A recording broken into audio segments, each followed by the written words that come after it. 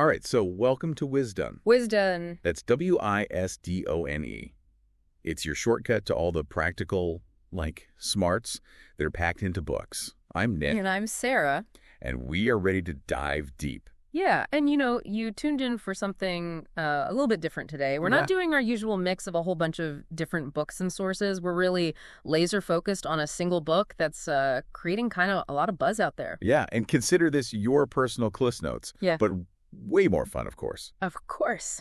We are unpacking Mel Robbins' The Let Them Theory, subtitle, a life-changing tool that millions of people can't stop talking about. Catchy, catchy. It's a catchy subtitle. It was published in 2024 by Hay House.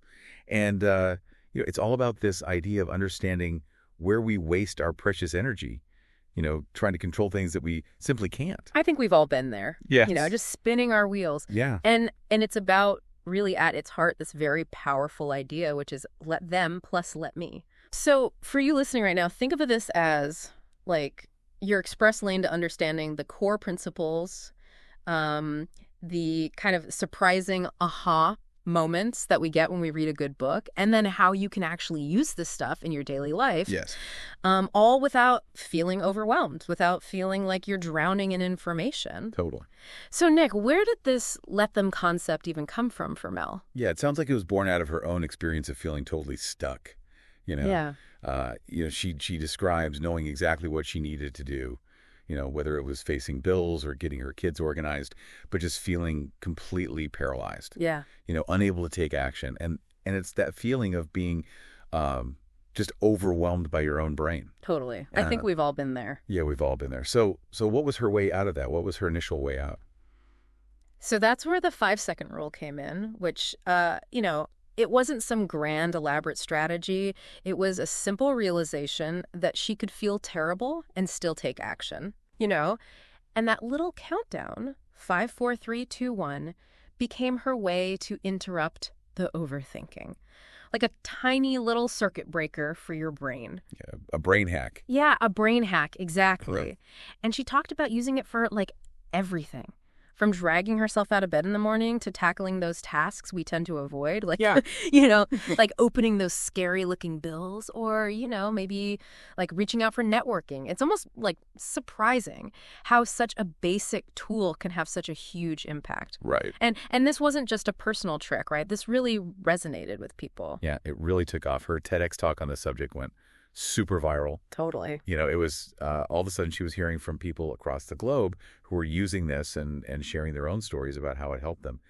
It kind of sparked this mission for her to share these really simple but accessible tools that could genuinely change lives. Mm-hmm. And she'd already seen the power of this with her previous book, The High Five Habit, right? Yeah. That was a book all about that. Yeah. This idea of using a physical gesture based on research about how it can actually, build your confidence. Yeah. Just doing the simple things. So she was already exploring this idea of simple actions leading to big shifts. Totally. Yeah. Now let's get into the core of the let them theory. What's the fundamental idea behind it? So the central idea is that when we're struggling with something, our first instinct is often to look inward and think what's wrong with me? Right. Right. But Mel Robbins flips that on its head. She argues that a huge source of our frustration and feeling stuck comes from the power we unknowingly hand over to other people, to their thoughts, their words, their actions. We get caught up trying to control what they think, what they say, what they do. Mm-hmm. And that's just a battle we're never going to win. Right. It's we spend so much mental energy trying to be the director of everyone else's movie. Yeah. And it just leaves us exhausted and usually pretty disappointed. Yes. Can you give us an example from the book that really drives this point home? Totally. So she shares this really relatable story about her son, Oakley, getting ready for prom. Okay. And she found herself getting really invested in all the details, the corsage where they were going for dinner, and then getting increasingly frustrated when Oakley and his friends had their own ideas, right, or sometimes no clear ideas at all, right, So They didn't have, like, firm dinner plans. His date already had a corsage situation handled. She was trying so hard to orchestrate this, like, perfect prom experience. And it was causing her a ton of stress. Yeah. Unnecessary stress. I mean, that's so familiar, isn't it? Yeah. We've all had those moments as parents or even just trying to plan things with friends where you have this, like, picture in your head of how it's going to go, and everyone else is just kind of, like, doing their own thing. Absolutely. So this prom story, like her big aha moment that led to let them... Exactly. She realized, like, I can't rewind time. I can't arrange things differently. I can't dictate their decisions. The only thing in her control was, like, her reaction to the situation. Right. And what I think is really cool is, like, how deeply this resonated with people. She even mentioned people getting, like, let them tattoos. Wow. Which is, like, really taking it to heart. Literally. Okay. Yeah. So it's not just about throwing your hands up and saying, like, whatever, let them do whatever they want. Right. There's a really important second piece to this. Right. So let them is only half of the equation. Okay. The other half is let me, which is just as crucial. Okay. So let them is about releasing that urge to, like, control things outside of yourself. Yeah. And allowing life to unfold, you know? Even if it's not exactly how you envisioned it, it's recognizing that, like, when it comes to other people, you never really had that control in the first place. Right. And let me is where the power shifts back to you. Focusing on what's within your grasp. Focusing on what you can influence. Exactly. Let me is about redirecting your energy and attention to what you can influence, your thoughts, your feelings, your actions. And the book has this really great analogy of a seesaw. Okay. So when someone does something that triggers, like, a negative reaction in you, you know, that reaction, it adds weight to their side of the seesaw. Oh, interesting. It's tipping the balance and giving them power over your emotional state. So by saying let them, you're basically, like, stepping off that negative side of the seesaw. Exactly. And kind of reclaiming your balance. Yeah, exactly. And then let me is the active choice you make about how you're going to respond. Right. Right. So you're not just being tossed around by external events or other people's behavior. So the book applies this framework to, like, so many areas of life. Right. Let's start with something I think we all grapple with. Stress. Oh, yeah. How does let them help us manage that? Well, the book uses this really relatable example of the dreaded airport experience. Oh, yeah. Right. Think about it, the endless security lines, slight delays, lost luggage, all these things that can instantly just send your stress levels soaring, right? So in those situations, like, what can you actually control? Right. And what's completely out of your hands? Well, you absolutely cannot control how long the security line is going to be or whether your flight is going to be on time. Like, trying to micromanage those things is, like, just a guaranteed path to frustration and stress. Yeah. So the key is to shift your focus to what you can control, your reactions, your mindset, while you're waiting, how you choose to spend that unexpected downtime. Right. Right. And there's that interesting little anecdote about a passenger coughing on the plane. Yes. Instead of getting irritated and trying to somehow control this person's, like, bodily function, she focuses on what she can do to take care of her own well-being. Right. It's about taking that personal responsibility for yourself rather than, like, trying to, like, police everyone around you. Yeah. And the book brings in some interesting insights from Dr. Aditi about stress, explaining it as, like, almost like a switch in our brain between, like, different operating modes. Oh, right. Like the idea that our brains kind of shift into this stress response. Totally. And it can cloud our judgment and all that. So how do let me help us kind of flip that switch back? Yeah, well, Dr. Aditi, really emphasizes the power of something as simple as deep breathing to help reset that stress response. Right. And engage the prefrontal cortex, right, which is, like, the part of our brain that is responsible for rational thought and decision making. Oh, no.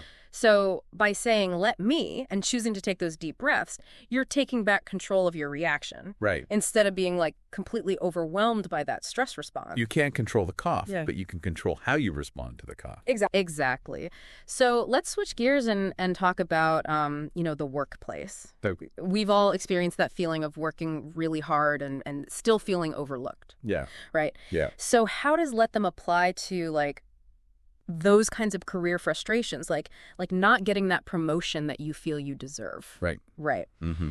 This can be a really tough one to like navigate emotionally. Yeah. You've been, consistently meeting, exceeding expectations, putting in the extra hours, but that promotion is just not happening. Right. So the book highlights that you can't force your boss to promote you. Right. That's the let them part. Right. You can't control their decisions, the company's internal politics, or like any perceived limitations they might have. So banging your head against the wall, and trying to constantly convince someone who might already have their mind made up is just going to lead to more disappointment. Totally. Right. So what's the let me in this kind of scenario? Yeah, the let me is about taking a more proactive control of your own career path. Okay. So instead of dwelling on the frustration of your current situation and feeling powerless, you shift your focus to exploring other opportunities. Okay. Right. Where your contributions will be valued. Right. You have the agency to look for a role with a different company, maybe even a different industry. Yeah. Where you might have a boss who actually recognizes your worth. Yeah. And the book makes this really empowering point, which is you're never truly trapped. Mm. You always have the option to seek out a situation that aligns better with your goals and makes you feel more fulfilled. It's a powerful reminder. Don't give away your sense of agency, by fixating on what's beyond your control. Yeah. Okay, so let's talk about the ever-present issue of other people's opinions. Oh, yes. Right. I mean, that could be such a huge source of anxiety and hold so many people back. Totally. And the book kicks off this section with this really thought-provoking question from Mary Oliver, which is, what is it you plan to do with your one wild and precious life? Mm. And I think it really sets the stage for this exploration of how often we let fear, of what others might think, right, act as this invisible barrier that prevents us from truly embracing that one life that we have. Totally. And Mel Robbins shares her own pretty personal struggle with this. Yeah, she does. I mean, he was pretty vulnerable. Yeah, when she was first venturing into the world of motivational speaking, she was absolutely paralyzed by fear of judgment. Mm-hmm. And it actually took her 2 full years to even start posting about her business on social media. Wow. Because she was so worried about what, her friends, her family, even people she barely knew would think. Right. Would they see her as arrogant? Would they see her as phony? Yeah. And she would draft these posts and then talk herself out of hitting publish, constantly second guessing every word. Yeah. That's so relatable. Yeah. It's like that universal fear of putting yourself out there. Totally. And that vulnerability of potentially not being good enough or facing criticism. Yeah, and the book points out that this constant self-censorship, this almost instinctive editing of who you are to try and preempt negative opinions is actually a form of self-rejection. Right. You're essentially telling yourself that your true self isn't acceptable. Wow. Yeah. So let them in this context is about granting other people the freedom to have whatever thoughts they're going to have. Right. You can't control the inner workings of their minds. You can't control what other people think. Yeah, you can't. And let me is about focusing on living your life in a way that makes you feel authentic and proud. Right. Instead of expending all this mental energy trying to anticipate and manage everyone else's potential opinions, you redirect that energy towards clarifying your own values and pursuing what brings you happiness and a sense of purpose. Totally. And the book uses this relatable example of a busy weekend with conflicting commitments, right? To illustrate that you simply can't please everyone. Right. And even when you bend over backwards trying to, it doesn't guarantee positive thoughts anyway. Right. Yeah. So the key is to prioritize your own well-being and your own values. Okay. And it also brings in Lisa Bilyeu's really insightful concept of frame of reference. Right. Which helps us kind of understand why people might hold the opinions they do. Right. Recognizing that everyone's perspective is shaped by their own experiences, their own history, their own fears. Yeah. Mel shares an example of her mother's initial reservations about her marriage to Chris. Okay. And by trying to understand her mom's frame of reference, which was her underlying fear of her daughter moving far away, she was able to approach the situation with more empathy and acceptance. Even though her mom's initial opinion didn't magically change overnight, it's about understanding, like, the roots of those opinions. So let them have their perspective shaped by their own lens. Yeah. And let me try to understand where that lens comes from, even if I don't personally share that view. Exactly. And that can be so helpful in navigating all kinds of relationships. Yeah. So let's talk about something we all experience, sometimes more dramatically than others, emotional reactions. Oh, yeah. Right? I mean, adults have these just as much as kids. Oh, totally. And the book playfully refers to these as grown-up tantrums. Right. And it makes this really important point. You are not responsible for managing someone else's emotional reactions. When you try to tiptoe around someone's mood or constantly fear their disappointment, you end up putting your own needs last. Right. So Let Them Hear is about allowing people to experience their full range of emotions without feeling like you need to jump in and fix it. Let them react. Give them the space to feel whatever they're feeling. And Let Me, in this situation, is about doing what's right for you. Okay. Even if it might upset someone else. It's about taking responsibility for your own life and not being held hostage by other people's emotional volatility or perceived immaturity.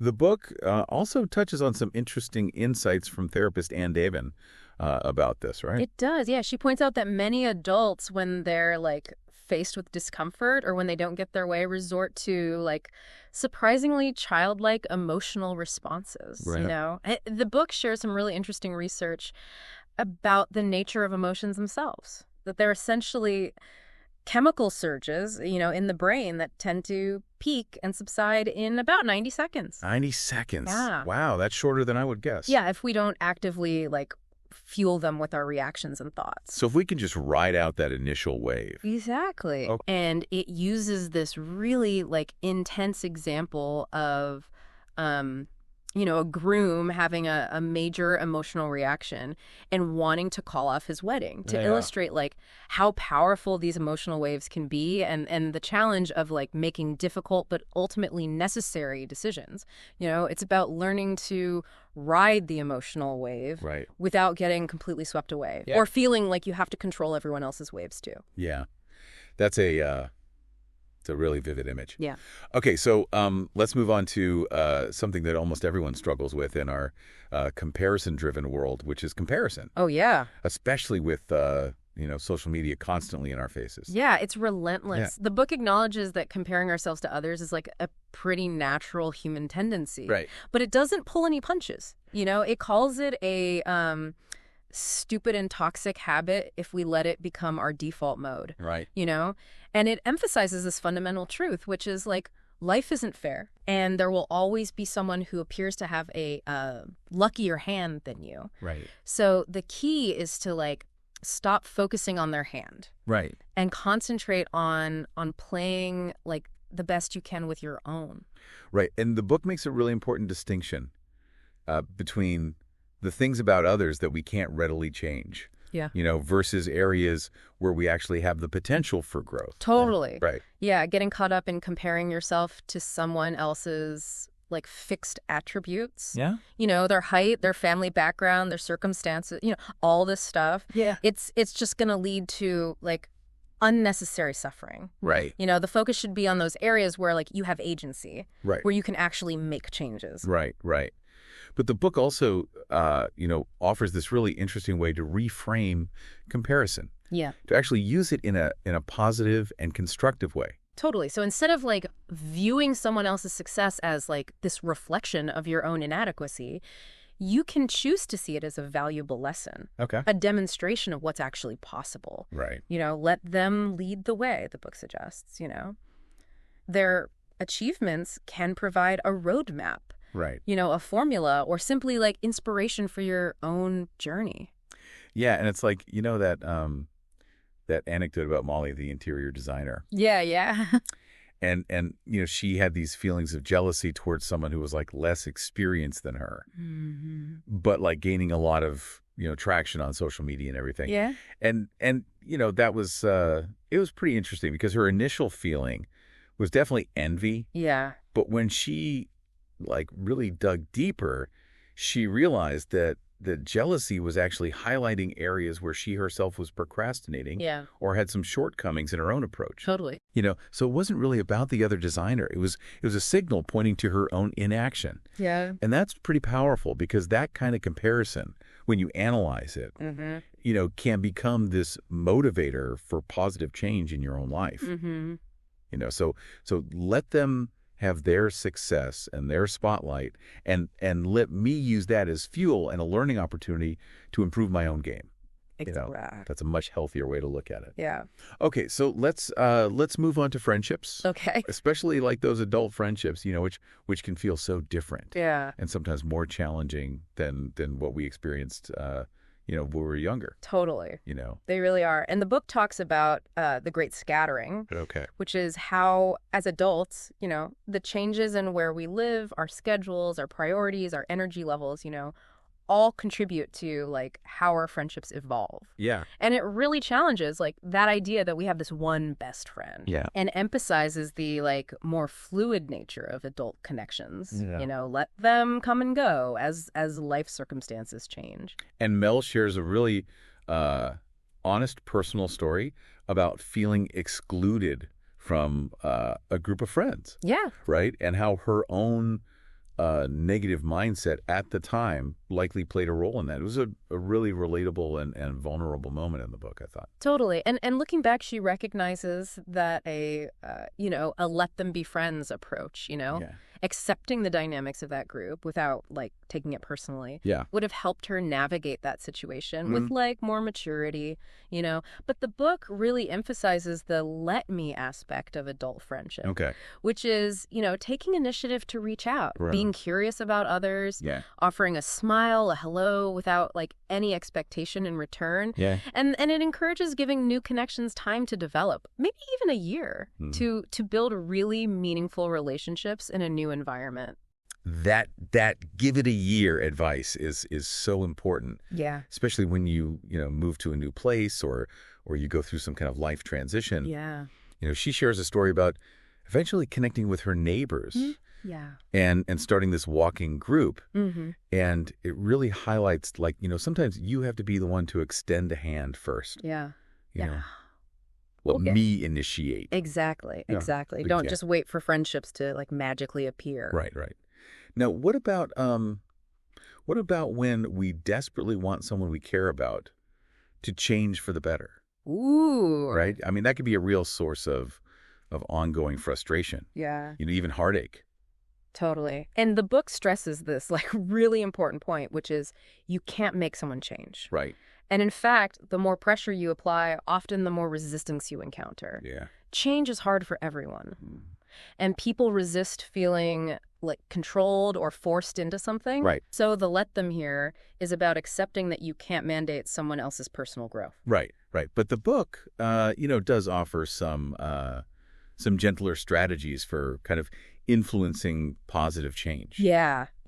It introduces this powerful concept of social contagion. Okay. Which is like essentially leading by example. Right. So let them see the positive behavior you're hoping they will adopt. Okay. So like if you want someone to prioritize their health, you prioritize your own. Right. If you're hoping that they'll be more present in conversations, you make a conscious effort to put your phone away. It's a much more like subtle but often more effective way to influence. Right. And she she lays out this really practical tool called the ABC loop. The ABC loop, yeah. For this kind of gentle influence. Totally. So tell us about that. So A stands for apologize. Okay.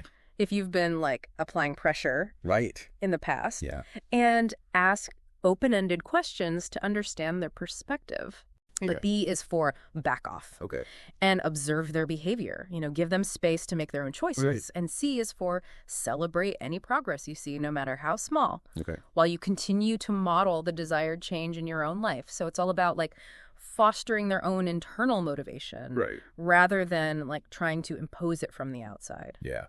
That sounds like a much more respectful and ultimately more effective approach than nagging or demanding. Yes. Right.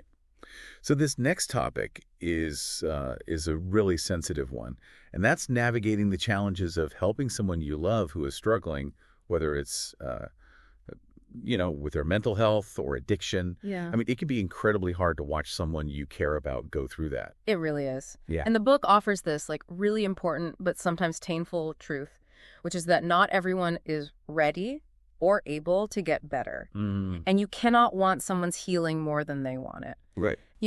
So the let them here is about accepting that difficult reality as much as it hurts. Yeah. And it talks about this crucial difference between like helping and enabling. Right. So enabling